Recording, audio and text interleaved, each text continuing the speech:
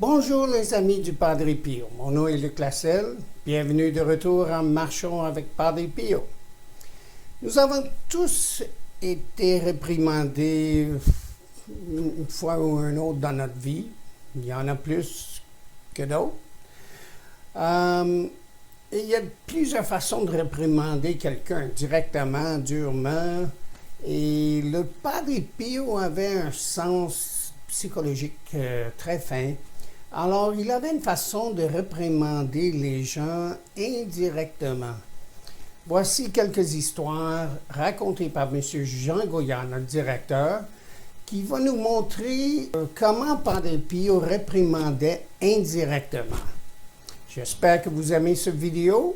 S'il vous plaît, n'oubliez pas de le partager avec vos amis et votre famille. Et j'espère vous revoir bientôt. Chers amis, fidèles du Padre Pio, bonjour, mon nom est Jean Goyard et vous assistez au programme Marchons avec Padre Pio.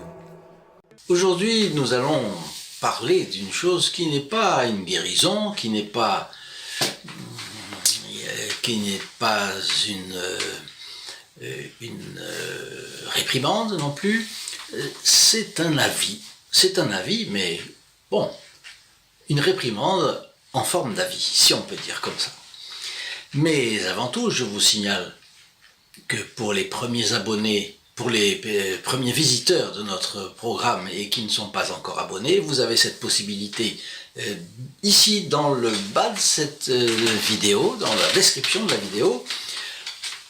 Vous vous abonnez en cliquant sur le bouton rouge, vous avez une clochette qui apparaît, vous actionnez la clochette et vous serez tenus au courant de nos actualisations. Il y en a quelques-unes ces jours-ci, vous allez voir. Et puis, plus bas, un lien en bleu, saintpadrepio.fr, vous amène à notre site. Sur notre site, vous pouvez retrouver nos vidéos. Vous pouvez trouver également la page qui vous permettra d'être dans les intentions de la prochaine messe du vendredi. Et enfin, le groupe Les Protégés du Padre Pio vous est présenté, je vous y renvoie. Enfin, n'hésitez jamais à partager cette vidéo parce que nos vidéos doivent circuler, c'est une chose qui est importante si nous voulons faire connaître le Padre Pio. Et sans effort, ça ne marchera jamais. Et je compte beaucoup sur vos efforts. Vous savez que le Padre Pio, quand il ne souffrait pas, il trouvait que c'était de la perte de temps. Je vais paraphraser. Si vous ne cliquez pas, c'est de la perte de temps. Si vous ne cliquez pas pour partager, c'est de la perte de temps. Alors, ne perdez pas votre temps. Ne perdons pas une minute. Et aujourd'hui, ce sont deux histoires. Deux histoires. La première concerne un fameux avocat du Padre Pio, et qui a raconté qu'un jour, il était à l'église de San Giovanni Rotondo, il assistait à la messe, et c'était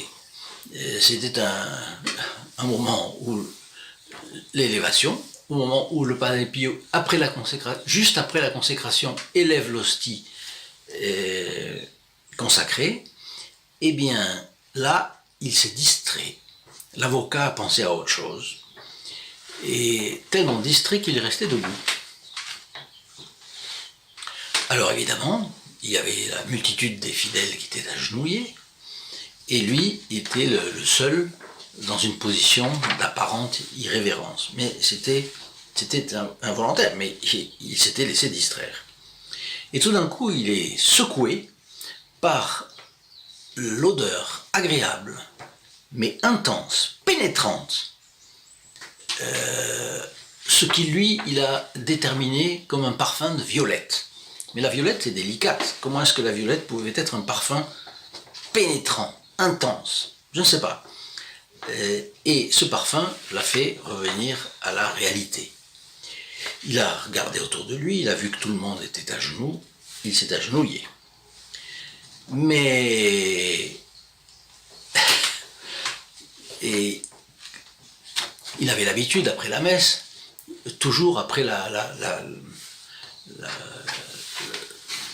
de saluer le Padre Pio, c'était son avocat, il était fameux, bon, il va voir le Padre Pio.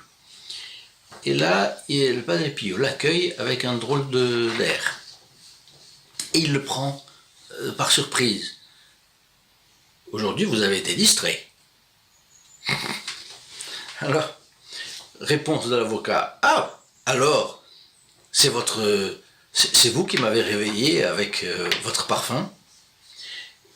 Réplique du Padre Pio. Oui, cela valait mieux qu'une gifle, non? Donc, sa distraction méritait une gifle, mais comme le Padre Pio est bon, et que c'était un ami, on ne va pas donner une gifle.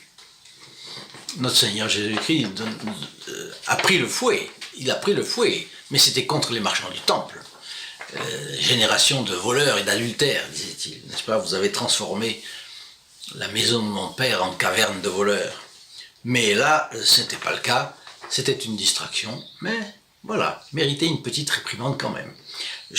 Au passage, j'ai lu que certains ont identifié ce parfum du Padre Pio comme un parfum de violette, mais d'autres l'ont identifié comme un mélange de rose, de lys et d'encens.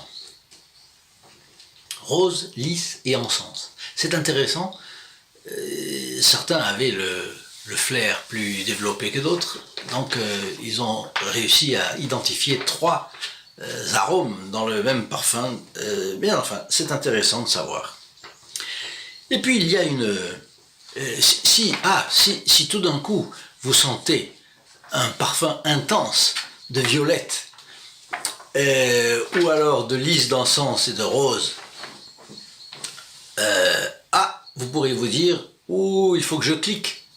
Il faut que je clique pour partager la vidéo du Padre Pio. Bon, donc vous avez bien sûr le like, le partage, allez dans vous abonner, actionnez la clochette, et puis si vous oubliez quelque chose, vous risquez d'avoir un avis du Padre Pio.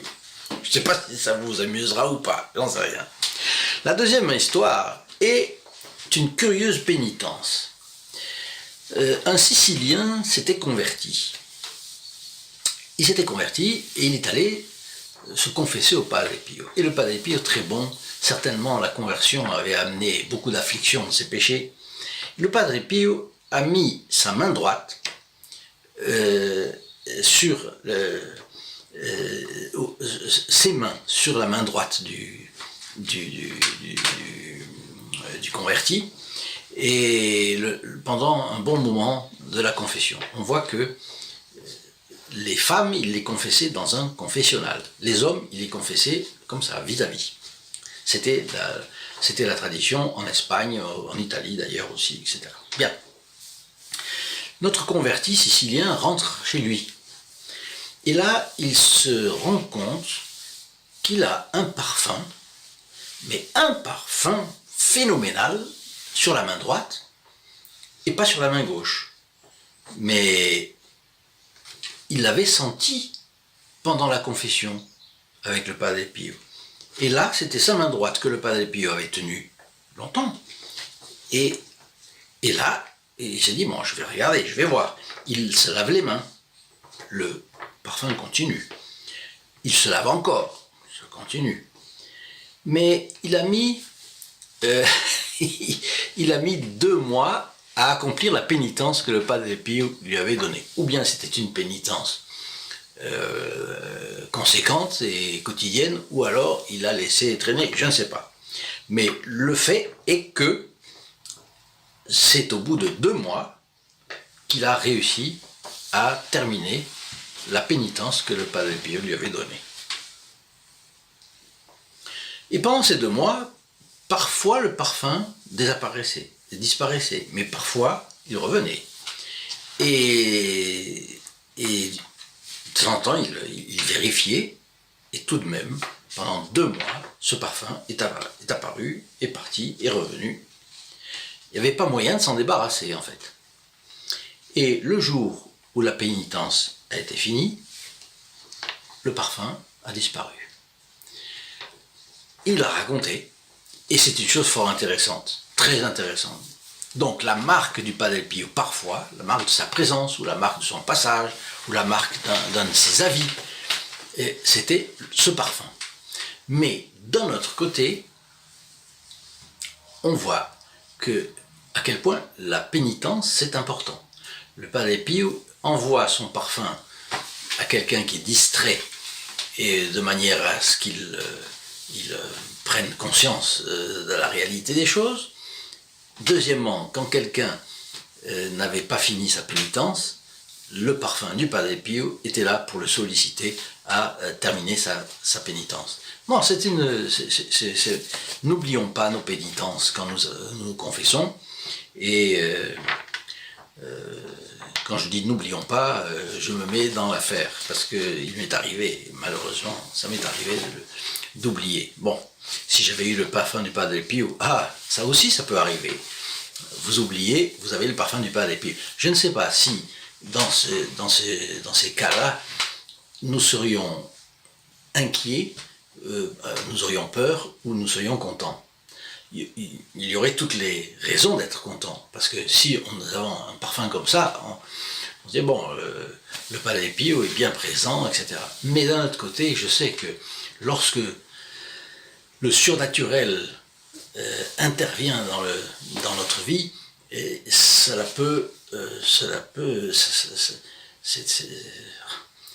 tous les saints qui ont vu leur ange gardien, par exemple, c'est une inquiétude, c'est une peur, la nature est bousculée, n'est-ce pas? Bon, laissez vos témoignages, ça m'intéresserait énormément si un jour vous avez de ces témoignages probants, ça sera toujours intéressant de les connaître. Et puis d'ailleurs, j'ai oublié, mais c'est intéressant que vous laissiez vos commentaires sur ces vidéos. Dans la description, dans le bas de la description, tout en bas, vous avez la possibilité de laisser des commentaires. Et on pourrait, comme ça, entamer un dialogue, s'il y a des choses qui vous plaisent plus que l'autre, parler du purgatoire, parler des anges, parler des exorcismes, parler du diable, parce que, vous savez, on ne doit pas parler du diable par intérêt, par plaisir, mais le diable est fort lorsqu'il se fait discret, et s'il se montrait, tout le monde fuirait, parce qu'il est hideux. Donc, c'est un des thèmes, le Padre Pio, vous savez, il avait des apparitions de Saint-Joseph, de Notre-Dame, de Notre-Seigneur. Il avait un commerce assez fréquent avec son ange gardien, mais quand il avait des apparitions, aussitôt après, le diable était là. Et il fallait être combatif, grâce à Dieu, le Padre Pio l'était. En tout cas, voilà, je vous prie de mettre votre like sur cette vidéo, de laisser vos commentaires, de vous rendre sur le site pour, d'un côté, avoir accès à cette page où vous laisserez votre intention pour la messe du vendredi prochain. Vous pourrez vous abonner, si vous ne l'êtes pas encore, actionner la clochette, et puis n'hésitez pas à aller voir le groupe des protégés du Padre Pio. Enfin, partagez à tous vos réseaux sociaux et à vos amis. Et puis, je vous dis à très bientôt. In nome del Padre, del Figliolo e dello Spirito Santo, così sia. Sia lodato Gesù e Maria, e